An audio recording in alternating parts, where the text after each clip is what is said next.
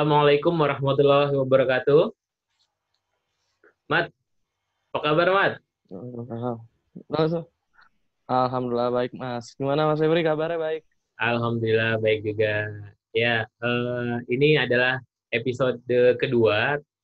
Kita masih akan membahas tentang self leadership dan kebetulan di sesi ini, di episode kali ini kita sudah kehadiran tamu yaitu Muhammad ya. Nama lengkapnya siapa Mat? Ya Muhammad aja udah. Muhammad aja ya. Oke Mat, Ya. baik. Sebelumnya boleh dong perkenalan diri terlebih dahulu. Kira-kira kalau Mamat ketemu seorang gitu, apa sih yang kamu sampaikan ke orang tersebut? Ya, pertama-tama nama saya Muhammad. Benar-benar Muhammad aja satu kata doang. Oke, Eh, Lalu saya kalau umur saya 17 tahun. ya, eh, Nanti Oktober tanggal 11 18. ya, Saya sekarang status saya masih murid SMA Negeri 16 Jakarta. oke. Masih siswa ya, belum mahasiswa gitu. Sebentar lagi mahasiswa. Ya. Secara de jure udah lulus sih jalur corona Iya, saya. iya, oke. Tinggal nunggu ijazah gitu ya, Mat. Iya betul. Oke, Mat. Jadi selama beberapa pekan ini kan dirimu udah menjalani school from home ya. Iya Bisa nggak betul. ceritain dulu, Mat? Perasaannya selama school from home ini gimana sih? Berat sih ya, Pak. Kenapa tuh berat? Cukup berat karena masih ada mispersepsi aja di dalam school from home ini. Jadi yang biasanya kalau di sekolah itu kan kita bisa Hmm, guru bisa ngejelasin ke murid. ya, Lalu dengan kayak gitu murid bisa bertanya juga secara langsung. ya, Sebenarnya kalau school from home juga bisa kayak gitu melalui ya kayak kita gini lah pakai Zoom, ya. melalui Skype dan lain-lain gitu. Cuma nah guru-guru ini masih banyak yang belum paham soal school from home. Oke. Jadi cuma diartikan sebagai ngasih-ngasih tugas aja gitu, ngasih-ngasih tugas yang penting murid nggak nganggur lah hari itu gitu. Oke.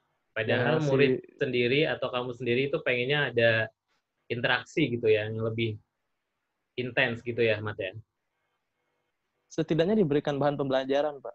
Oke, baik. Jadi kalau ada Bahan bahan pembelajaran pembelajaran, kemudian di situ nanti follow up-nya adalah diskusi gitu ya, Mat ya. Atau kalau ada yang ingin bertanya, bisa bertanya gitu. bisa bisa seperti itu karena kan Ya, kalau diberikan bahan pembelajaran setidaknya murid ada bayangan tentang tentang pelajarannya, tentang apa yang harus dipelajari dan lain-lain gitu. Sedangkan kalau tugas itu kan fungsinya untuk mengevaluasi apa yang udah dipelajarin sama murid. iya, Nah, sayangnya kita nggak dikasih bahan tapi kita disuruh mengevaluasi apa iya, yang kita pelajari gitu. Jadi kita nggak belajar tapi disuruh evaluasi yang kita pelajari, disuruh review apa yang mau direview kan bukannya itu. iya, Jadi betul. cukup berat sih. Cukup Oke, berat. nah ngomong-ngomong pelajaran nih, Mat. Pelajaran yang paling kamu sukai apa sih sebenarnya?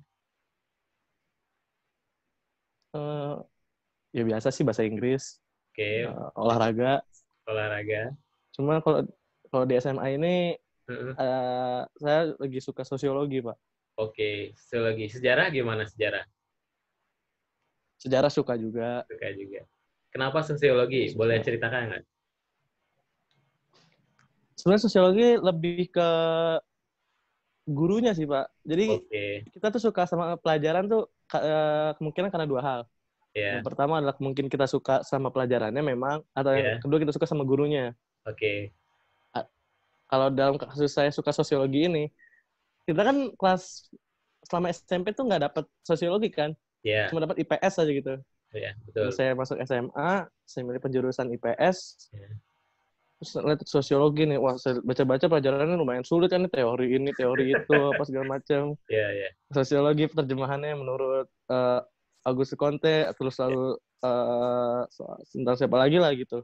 Tapi ternyata setelah Awalnya nih, mempelajari, nah ternyata gurunya ini mempelajarinya dengan cara yang lebih berbeda gitu dari pelajaran-pelajaran lain gitu. Jadi yang tadi pelajarannya banyak kan hafalan, ya, memang ada beberapa yang hafalan, tapi coba diberikan tidak secara langsung gitu pelajarannya. Mainkan melalui film, melalui kadang gurunya juga ngasih bahan pembelajaran. Jadi dari kelas 10 memang kadang udah ngasih bahan pelajaran dari kelas di PPT-nya itu disebar ke murid, dikasih ke beberapa murid yang memang membutuhkan gitu.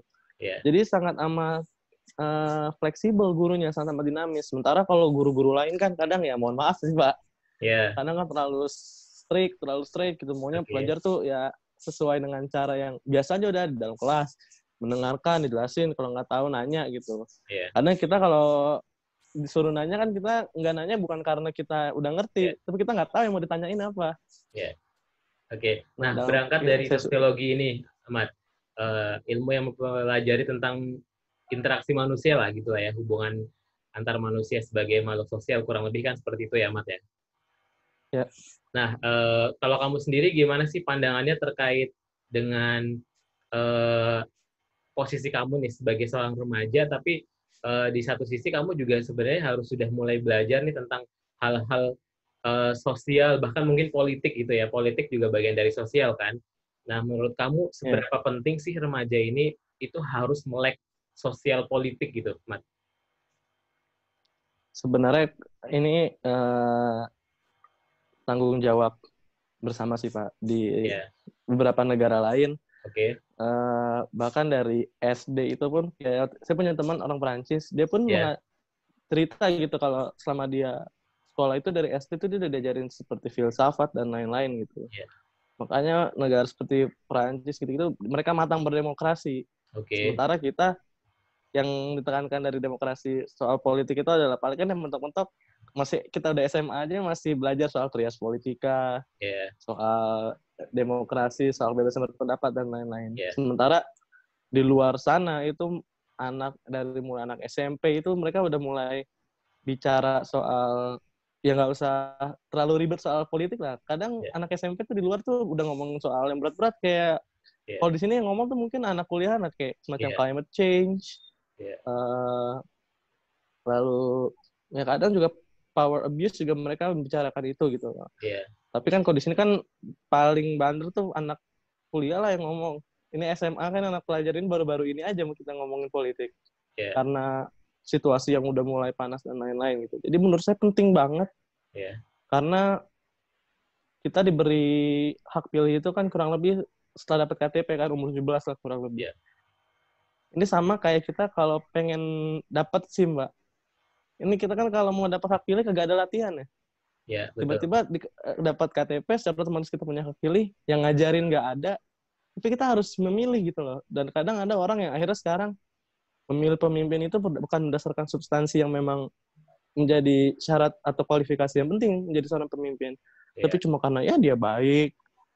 Kita juga pernah melewati fase di mana kita milih pemimpin yang ganteng. ya, Kita pernah melewati fase di mana kita cuma sekedar lihat pemimpin dari visualnya aja, tapi isi betul. kepalanya nggak kita uji gitu.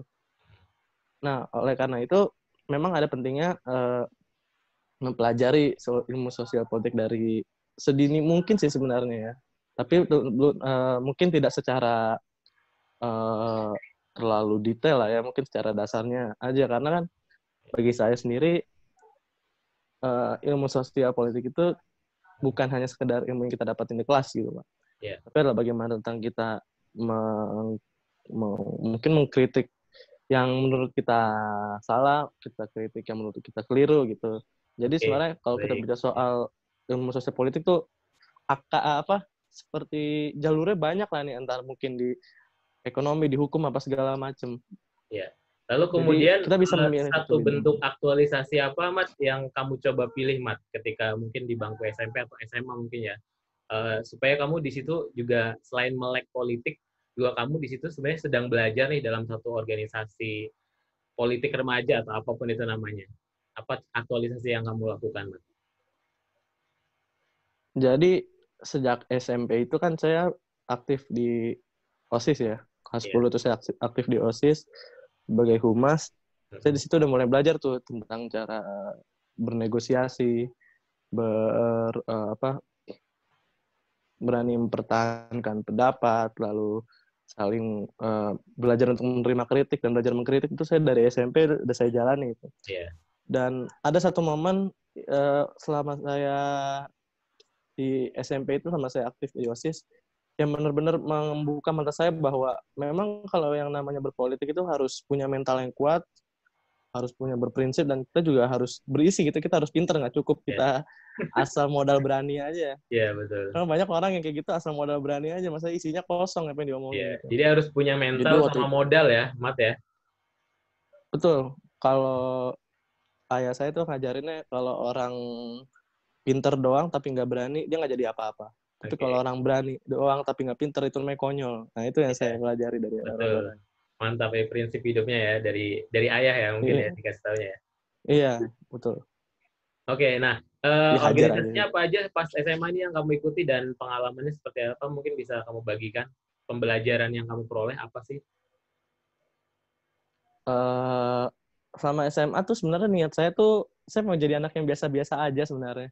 Iya, Cuma nggak mau terlalu jadi anak yang populer segala macem. Tapi waktu kelas 10 saya dicemplungin tuh sama guru saya. iya, Jadi kelas 10 masa belum ada niat mau masuk OSIS kan. iya, Tapi waktu itu saya ingat banget dalam satu hari itu saya dipanggil sama BK gitu. Saya lagi duduk kan tuh di depan kelas lah. Waktu pulang sekolah duduk depan kelas. Saya lagi baca buku tuh. Lagi baca buku, tiba-tiba dari halo-haloan sekolah tuh, speaker sekolah tuh hmm, manggil saya. Pada Anda Muhammad kelas 10 IPS 2 diharapkan untuk bertemu dengan BK di sekarang iya. juga. Saya bingung kan loh, saya ada masalah apa nih tiba-tiba dipanggil ke BK. Jangan-jangan Nah, kasus saya gitu emang, ya?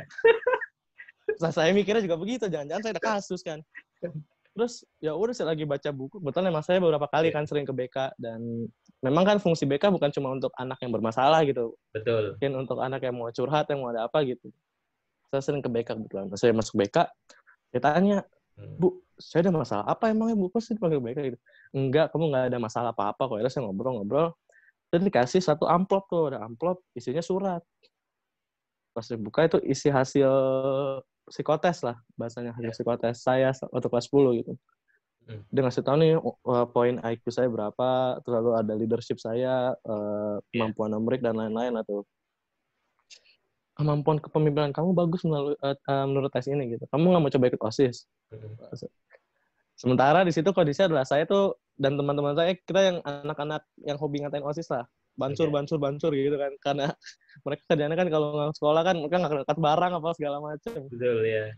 Terus saya bilang, "Ah, belum lah Bu, saya belum minat. Ntar aja kelas 11 gitu." Saya ngomongnya begitu. Akhirnya ngobrol lagi, setelah beberapa lama akhirnya saya keluar. Nah, beberapa hari kemudian saya lagi nunggu di depan kelas teman saya tuh. Hmm, Lagi duduk depan kelas teman saya. hmm, Coba, saya ingat banget Pak Tanto namanya, orang kesiswaan, iya, wakil kepala sekolah bidang kesiswaan. Itu nyamperin saya lagi duduk. Saya lagi duduk, tiba-tiba duduk aja sebelah saya. Mat, kamu tiba-tiba nanya, Mat, kamu nggak mau ikut masuk OSIS? Loh, saya bilang kan, jangan-jangan nih hasilnya kemarin guru-guru udah pada tahu nih, saya bilang. iya, Terus saya bilang aja, belum Pak, belum minat, ntar aja. Oh, itu kemampuan kamu bagus loh apa segala macam. Kamu sempat ikut OSIS juga waktu SMP gitu? hmm, Iya Pak, sempet Pak gitu. Saya udah diajak ngobrol-ngobrol. Akhirnya saya tetap mutusin, saya nggak mau lah masuk OSIS gitu. Belum mau waktu itu. Akhirnya sering berjalannya waktu, kelas 11, banyak lah teman-teman yang nyuruh saya masuk OSIS gitu. Karena memang saya kan aktif ya ngomong politik itu dari SMP lah. Karena kan betul. SMP kalau di asrama itu kan kita kan nggak tahu mau ngapain kan, ngobrolin apa, ya udah yang ada aja diomongin. Waktu itu lagi ngetren tuh eh, pemilihan Pilgub DKI Oke, 2017 itu. siap. Akhirnya kita ngobrolin soal itu banyak, ngobrolin soal, ya alhamdulillah sih teman-teman saya juga banyak yang paham soal seperti itu. Kita ngomongin soal ide-idenya apa segala macem. Ya walaupun ada juga ngomong yang sentimen-sentimen pribadi lah. Cuma ya itu ya omongan yang biasa lah gitu. Terus mereka baru, Mat, ayo lu ikut masuk OSIS apa segala macam. Banyak loh dorongan dari mana-mana. Saya cerita sama teman terdekat saya waktu itu, sahabat saya. Dia bilang ya, kalau lo mau ikut, ya udah ikut aja gitu. Lo bisa kok, kita udah lihat kemampuan lo apa segala macem. Karena udah dibilang gitu, ya udahlah, saya yakin. Akhirnya ikutlah saya coba. Hmm, Dan menjadi OSIS itu kan prosesnya agak menyakitkan ya, dari LDKS itu agak menyakitkan dan agak sangat lelah gitu. ya, Capek fisik dan banyak tantangannya ya, Mas ya. capek, ya tuh. Di situ saya udah mulai berpikir bahwa kayaknya kalau untuk menjadi seorang pemimpin gak harus kayak begini deh gitu kan. Jadi akhirnya saya mulai mengonstruksi server bukan mengonstruksi server sih, mengonstruksi bagaimana caranya kita membangun kepemimpinan seseorang tapi tanpa melalui yang marah-marah, melalui apa lah gitu-gitulah. Karena kan memang kita punya budaya semi militeristik yang sangat lumayan tinggi kan ya, cukup tinggi lah. Karena kita pernah dipimpin selama puluhan tahun oleh seorang mantan militer, jadi cukup tinggi juga waktu itu. Budaya itu sangat kental gitu lah. Dampaknya masih ada sampai sekarang ya, Mat ya? Betul, dampaknya masih ada sekarang. Karena itu sejak hari pertama itu, sejak hari pertama itulah akhirnya saya ketika saya melihat yang nggak benar, di kepala saya itu langsung mengonstruksi nih, kayaknya yang benar kayak gini, yang benar kayak gini, yang benar kayak gini, yang benar kayak gini gitu. Jadi dari situlah mulai saya akhirnya masuk OSIS waktu itu jadi bidang, saya mengepalai bidang kepemimpinan dan demokrasi. Lalu saya sempat menjabat jadi ketua forum OSIS MPK Jakarta Barat. Dan sekarang saya lagi aktif di forum OSIS DKI Jakarta di bidang visionary and education. Divisionary saya. Divisionary. Oke. Nah, Mat, di organisasi atau di dunia politik kan biasanya identik dengan kepentingan gitu ya, Mat ya. Nah, kamu sendiri memaknai kepentingan itu seperti apa sih? Saya pernah mengalami itu. Saya pikir pernah saya punya dua tubuh gitu loh. Tubuh di mana saya menjadi seseorang yang dipilih dan diamanatkan untuk menempati posisi tertentu, dan saya punya tubuh di mana saya berperan sebagai seorang pribadi gitu. Oke. Nah, jadi ketika saya melakukan sesuatu atas dasar saya adalah seseorang yang dipilih gitu, saya pastikan bahwa ini bukan tubuh pribadi saya yang bekerja gitu. Karena kalau memang ini untuk pribadi saya, bisa jadi saya justru melakukan hal-hal yang di luar kewenangan saya dan justru malah jadi masalah gitu loh di mata orang lain. Tapi kalau saya melakukan sesuatu atas nama pribadi gitu, saya pastikan itu tidak ada sangkut pautnya dengan tubuh publik saya, yang dimana saya ditunjuk oleh orang lain sebagai untuk menempati posisi tertentu lah ya. Karena kalau saya melakukan itu gitu loh, ya balik lagi nanti saya akan merasa, wah karena gue udah punya jabatan ini apa segala macam gitu. Karena kan di jabatan saya kan memang waktu itu saya yang paling tinggi, karena memang kita belum punya dewan pembina apa segala macam, jadi saya yang paling tinggi, jadi semuanya akan balik ke saya. Nah, saya pastikan bahwa tidak ada apapun yang saya lakukan yang berkenaan dengan jabatan saya itu melanggar batas-batas atau etik-etik tertentu lah setidaknya. Oke, Mat. Itu kan di dunia nyatanya ya gitu ya, langsung kamu berinteraksi sama mereka. Tapi untuk di dunia virtual nih, di media sosial, bagaimana sih kamu mencoba membangun kamu sebagai seorang Mamat gitu, supaya di real sama di dunia maya juga sebenarnya sama gitu. Bagaimana kamu memanfaatkan media sosial kamu gitu?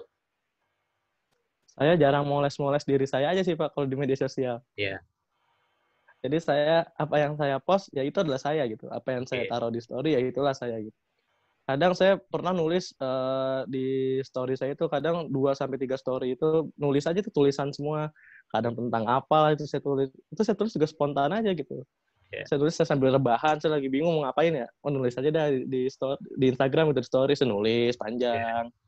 Ya udah natural aja itu, dan saya nggak pakai. Faktanya teman-teman kamu pada meresponnya seperti apa, Mat? Kadang mungkin kan ada di situ ada pertanyaan atau mungkin ada kritik atau apa yang kamu sampaikan kan. Mungkin kan ada yang merespon, tapi dari teman-teman kamu sendiri atau yang merespon itu seperti apa biasanya?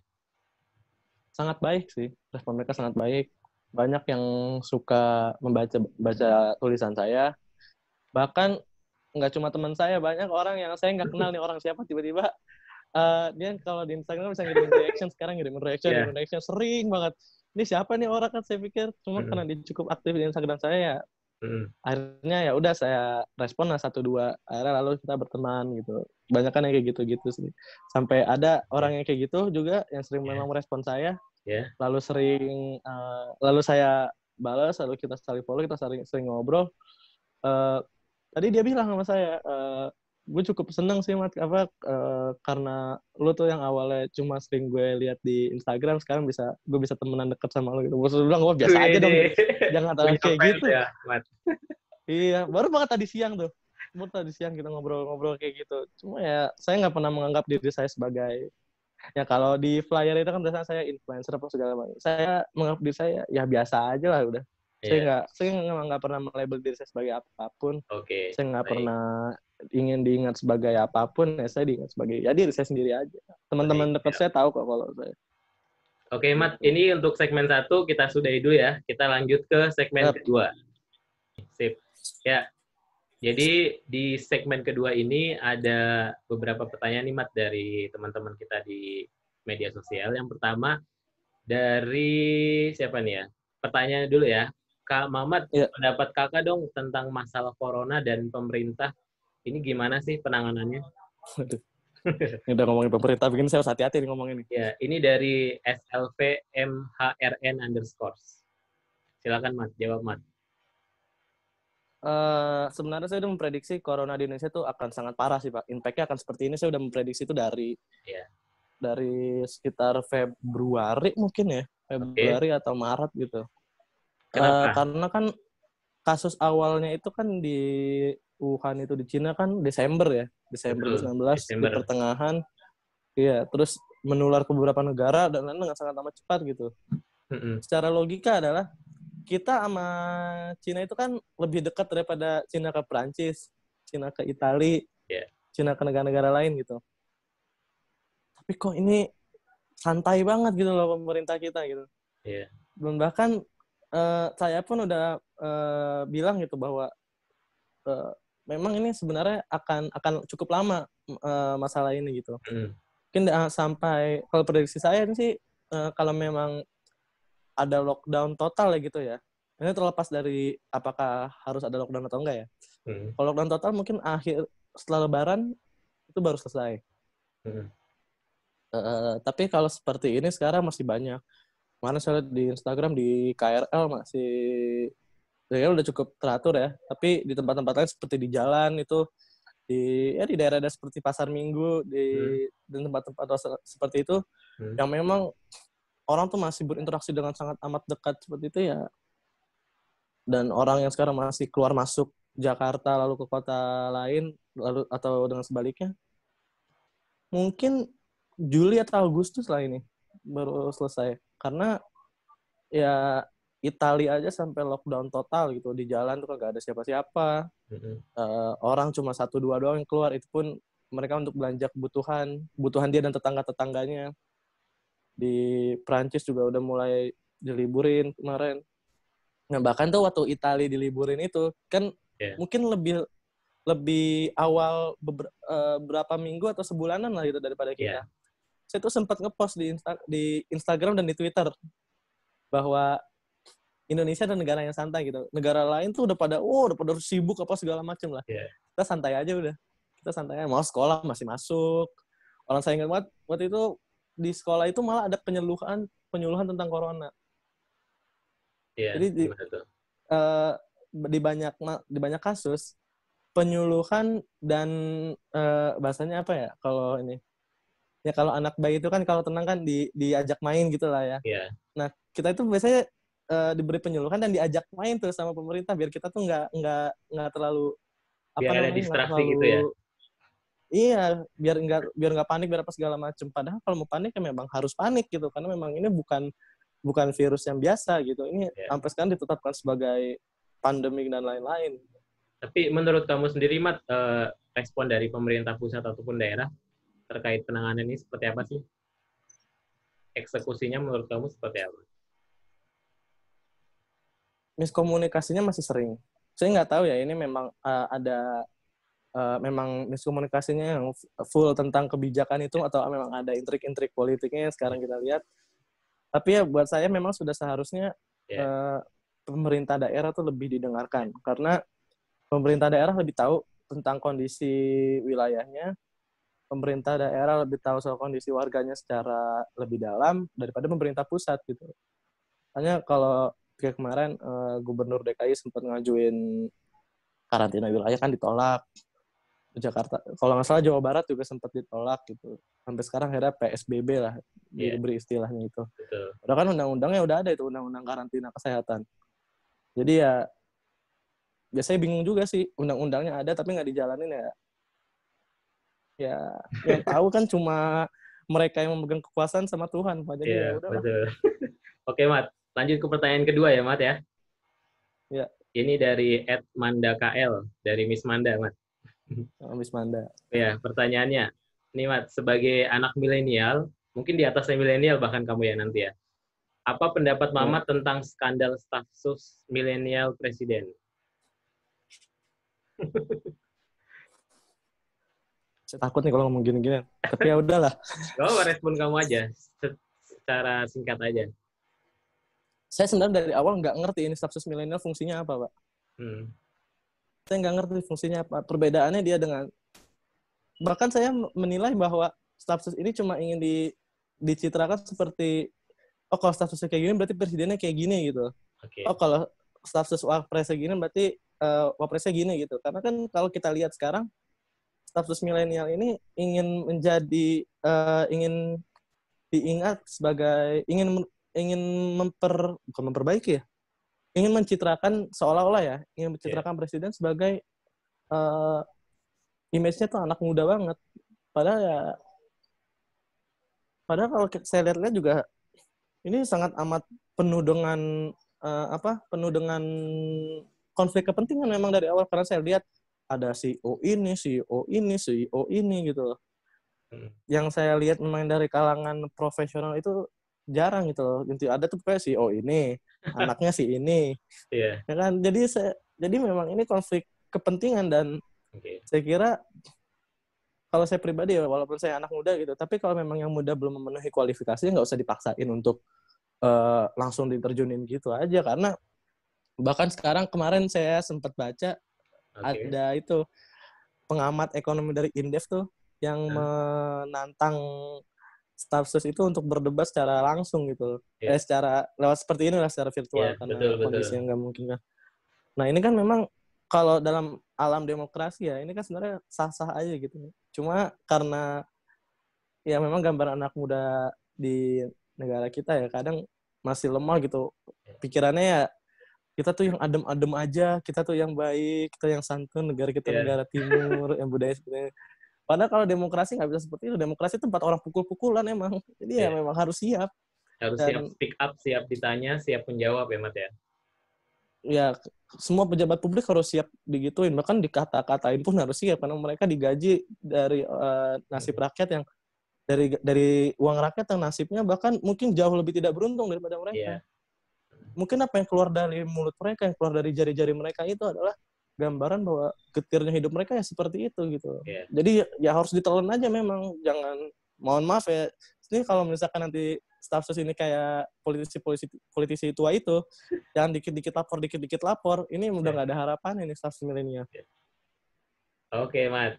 Sip. Berikutnya ya, Mat. Ini dari Keisha. Motivasi hidup dong, gitu. Motivasi hidup pakai tanda tanya, pakai tanda seru nih. Apa sih motivasi hidup dari Muhammad?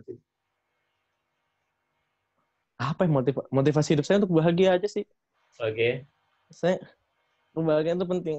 Jadi orang tuh berpikir bahwa kita tuh untuk berbahagia kita harus, kan ada istilahnya bersakit-sakit dahulu bersenang-senang kemudian lah gitu.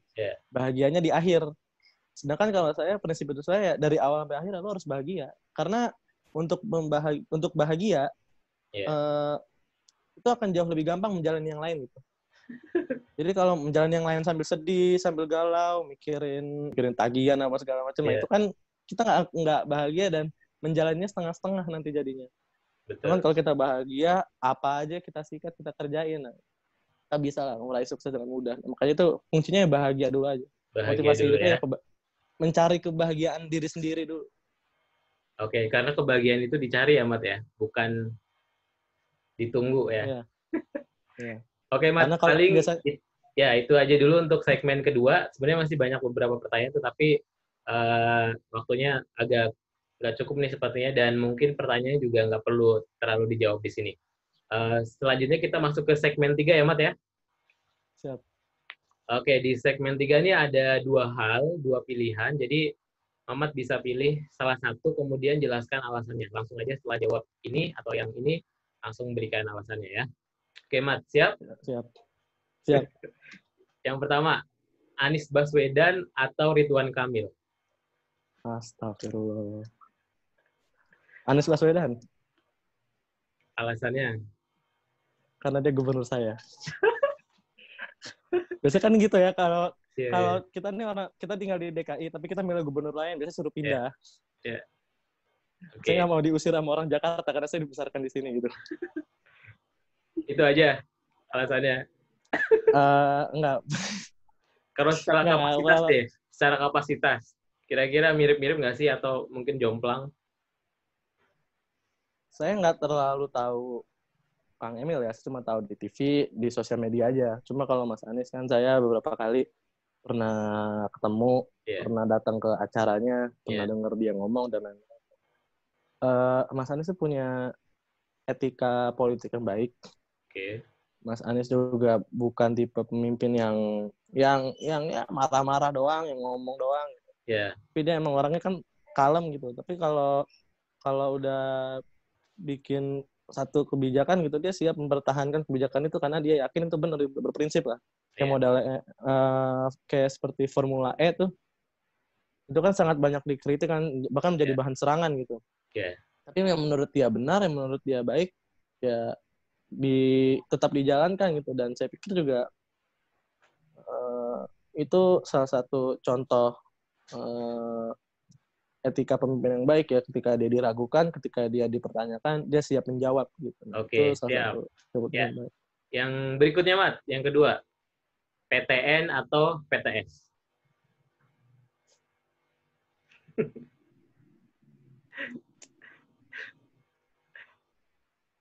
Saya PTS aja deh biar beda. Ya, nggak apa-apa. Sebenarnya gini ya, kalau PTN atau PTS saya nggak tersilaui dengan nama besar PTN lah. Iya. Sekarang dua jenis perguruan tinggi ini bedanya kan cuma di harga doang sama fasilitas. Iya. Betul. Kadang apa yang ada di PTN nggak ada di PTS. Tapi kan banyak juga yang sebaliknya, apa yang ada di PTS nggak ada di PTN gitu. Jadi memang ini harus menjadi perhatian dari guru-guru, orang tua, dan murid sekalipun, karena doktrin bahwa PTN jauh lebih baik daripada PTS itu sekarang kayaknya udah mulai luntur, karena justru banyak PTN-PTN ini yang ya mohon maaf ya dalam tanda kutip menjadi corong pemerintah gitu, jadi corong rezim gitu. Yeah. Sementara PTS tuh banyak yang, karena kemarin saya lihat waktu ada demo yang reformasi di korupsi itu, tidak sedikit PTN-PTN itu yang mengalami tekanan dari atas. Yang entah kalau ikut demo mau di drop out lah dan lain-lain gitu. Sementara PTS itu saya lihat ada LSPR, ada UAI dan lain-lain gitu. Bahkan UAI itu kalau nggak salah satu pengurus BEM-nya sempat kena, saya nggak tahu, sempat kena pukul atau apa sama aparat, dan sekarang kalau nggak salah tengkoraknya retak gitu waktu itu yang saya baca. Nah, jadi secara intelektualisme itu sebenarnya udah nggak bisa dibandingin lagi antara PTS dan PTN gitu, karena memang keduanya ini punya kelebihan dan kekurangan masing-masing, dan menurut saya PTN tidak sesuperior itu dan PTS tidak sejelek itu sekarang. Siap. Berikutnya, legislatif atau eksekutif? Eksekutif dong. Why? Untuk sekarang kayaknya saya masih pengen legislatif sih, Pak. Untuk sekarang saya milih legislatif karena saya demen aja ngata-ngatain orang gitu. Saya demen nyari-nyari kesalahan orang, saya demen ngata-ngatain orang gitu. Iya. Ya, dan legislatif tuh sebenarnya tanggung jawabnya kan cuma ya apa yang salah disuarakan, apa yang benar ya udah dibiarin aja gitu. Karena level kita itu adalah kita tuh sering memuji-muji berlebihan, dan kita juga sering mengkritik tapi berlebihan juga gitu. Yeah. Sesuai porsinya. Jadi menurut saya kalau eksekutif itu melakukan tugasnya seperti yang diamanatkan di undang-undang itu, ya udah biarin aja, mau udah kewajibannya gitu loh. Yeah. Tapi kalau kecuali yang dia melampaui undang-undang yang misalkan atau melampaui janji-janji politiknya, itu boleh lah kita puji dikit biar sengaja disenang lah dikit. Kalau orang bahagia, yang tadi saya bilang orang bahagia kan kerjanya enak kan, biar mereka bahagia lah gitu. Tapi kalau legislatif itu kan dia tidak memegang, dia nggak megang uang gitu. Semua uang itu kan dialokasinya ke kementerian. DPR tuh nggak megang uang gitu kalau legislatif. Jadi saya pikir untuk sekarang saya lebih milih legislatif sih. Mungkin ya. beberapa tahun ke depan baru saya bisa berubah pikiran. Ya, berikutnya jabatan atau peran? Peran. Kenapa? Karena banyak orang yang punya jabatan tapi tidak berperan. Oke, sesimpel itu ya. Oke, sip. Lanjut. Ya. Gitar atau drum? Pilih salah satu. Ini kenapa nih? Aduh, saya nggak bisa. Drum deh. Drum. Kenapa? Drum. Drum. Karena memang basic saya kan drum. Dari kelas 2 SD tuh saya udah belajar drum. Kelas 2 kelas 3 SD saya belajar drum. Terus dari SD juga udah manggung main drum. Saya pun bisa gitar kan sebenarnya karena di asrama nggak ada drum aja saya bisa gitar. Akhirnya saya belajar gitar sama teman saya. Akhirnya lumayan udah cukup bisa lah sekarang. Tapi ya kalau disuruh manggung apa segala macam, saya nggak pede main gitar. Saya lebih pede main drum. Siap. Berikutnya, being authentic atau being genuine? Authentic atau genuine? Authentic sih kayaknya ya. Authentic. Ya. Saya nggak suka dipoles dan memoles aja sih. Saya nggak suka disuruh-suruh. Mat, lu tuh biar gini, lu tuh harus gini. Saya nggak suka yang kayak gitu. Saya pengen udahlah biarin aja lah. Lepas aja gitu. Kalau emang saya baik ya saya akan dikenal sebagai orang baik. Kalau saya jahat juga saya akan dikenal sebagai orang jahat. Gitu. Jadi ya udah biarin aja apa yang. Cuma kan kalau secara ini ya kita kan terkadang menjadi antagonis di cerita orang lain. Kadang juga kita jadi protagonis di cerita orang lain. Jadi ya dan saya sih udah biasa mengalami keduanya gitu. Saya dijelek-jelekin menjadi antagonis udah biasa, jadi protagonis udah biasa. Jadi ya udah saya adalah saya aja udah nggak perlu dipoles-poles. Jadi saya lebih suka jadi otentik. Siap. Berikutnya Mat, musik atau olahraga? Musik. Jelasin Mat, kenapa?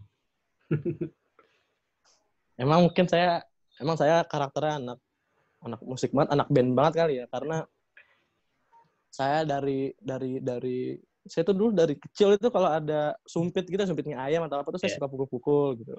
Enggak dari situ orang tua saya masukin saya kelas drum. Lalu setiap ke mall itu tempat pertama yang saya kunjungin tuh ya toko CD. Saya dari dulu ngoleksi CD, saya punya CD itu Michael Jackson saya punya, Bon Jovi saya punya, The Beatles saya punya. Siapa lagi ya? Muse saya punya, Metallica pun saya punya, dan akhirnya saya lagi ngelengkapin koleksi CD Dewa 19 saya. Wih, mantap. Sisa 3 kan. Sisa 3 lagi belum dapat ya, Mat? 3 lagi, yang dua ada di tokonya. Saya udah ngomong ke yang jaga toko gitu. Ntar gue pengen beliin yang ini, ntar karena lagi kayak gini, ntar saya transfer, ntar biar dikirim ke rumah gitu. Dan yang satu lagi tuh emang udah langka banget, kagak dicari, kagak ketemu, baru nemu di online tadi, dan harganya jauh lebih mahal daripada harga di offline. Ya oke, sip. Berikutnya Mat, masa putih abu-abu atau putih biru? SMA atau SMP? Relatif sih saya, Pak. Cenderungnya gimana? Cenderungnya? Ya sebagai seorang remaja saya akan milih masa putih biru ya. Iya. Karena emang ya masa bandel saya, masa gaul saya habisin di SMP. SMA nih saya ya dibilang cupu juga enggak sih, tapi saya orang yang jarang bergaul gitu. Temen saya pada nongkrong apa segala macam sampai malam, saya mah pulang sekolah pulang. Rebahan, main game, generasi baca rebahan, buku. Iya. Dan di SMA pun saya emang nggak punya. Saya punya beberapa teman, cuma yang nggak banyak lah. Kalau teman saya kan bergaul ya anak IPS sampai anak IPA, kakak kelas, alumni macam-macam. Kok saya kan ya sama yang sangkatan aja, sama kakak kelas beberapa, adik kelas beberapa. Bahkan di dalam kelas pun kalau istirahat ya saya lebih sering main HP, dengerin lagu, baca buku gitu. Siap. Berikutnya Mat, 2 terakhir ya. Lockdown atau PSBB?